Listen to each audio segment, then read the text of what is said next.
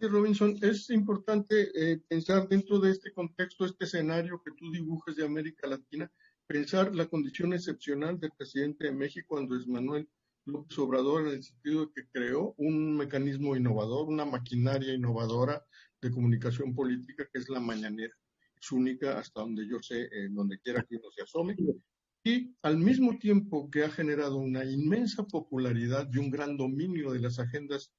políticas de los periódicos y los medios informativos en general a través de la mañanera, ha logrado generar reacciones de rechazo importantísimas que en estos momentos se acumulan en el Zócalo, es decir, enfrente del Palacio Nacional. ¿Cómo observar esta paradoja, esta contradicción en el caso de Andrés Manuel López Obrador? Bueno, hay un capítulo en el libro sobre el petróleo y va de 3 países, Brasil, Venezuela y México, y trato de comentar en la parte sobre México mi percepción de la diferencia abismal de la valoración de Andrés Manuel López Obrador en las élites profesionales en Ciudad de México y en la calle en Tabasco, porque estuve en Tabasco el año pasado hablando con gente ahí. Entonces, y creo que partiendo simplemente de esta base de que cómo es que en la calle mexicana, si tú hablas del proyecto de López Obrador de nacionalizar la refinería del petróleo en vez de exportándolo a Estados Unidos para que se refina, ¿cómo es que los analistas de los bancos y los analistas de las agencias de calificación de deuda como Standard & Poor's y Moody's, e incluso importantes economistas, ni siquiera necesariamente muy de derechas, y periodistas influyentes, todos lo descartan como una política descabellada, sin ninguna razón? Luego hablas con la gente en la calle y dices, es buena idea. Y yo de hecho cito a una persona que tiene una taquería en el mercado de Villahermosa. Y él dice, oye, si fuera tan ridículo tener refinerías de petróleo, ¿cómo es que hay tantos en Estados Unidos? ¿No? A veces es como sabiduría del pueblo, que tampoco quisiera ser romántico, pero a veces hay unas verdades simplemente por una especie de sentido común que tantos años de políticas consensuados en Washington es como si han puesto un velo sobre los ojos de mucha gente para que no vean que quizá una soberanía energética es importante en países latinoamericanos, de no depender de Estados Unidos o de otros países para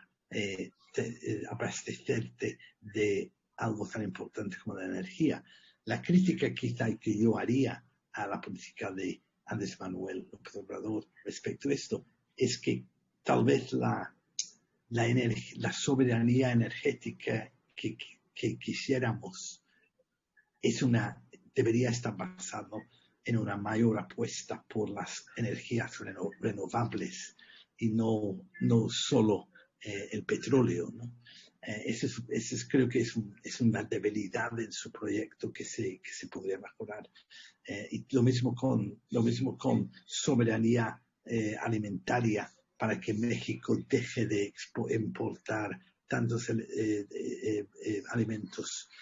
básicos como el maíz y todo lo demás desde Estados Unidos. Creo que ese es un proyecto muy lo que pasa es que yo no sé si esto es fácil de reconciliar con el nuevo Tratado de Libre Comercio con Estados Unidos. Es decir, que creo que tiene que ir más lejos y empezar a romper los lazos con Estados Unidos en esto. Pero evidentemente, políticamente, eso es muy difícil. Es difícil. En cuanto a su política de comunicación, yo estuve en una conferencia de prensa por la mañana una vez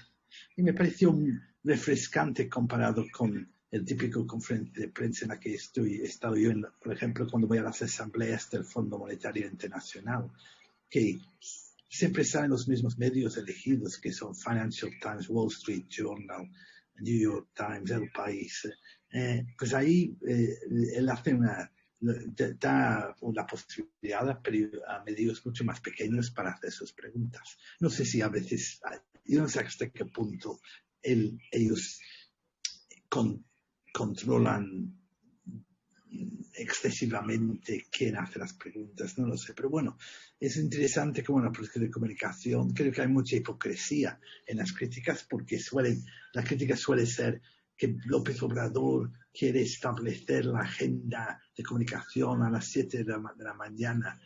como si Donald Trump no quisiera controlar también la agenda de comunicación a través de sus tweets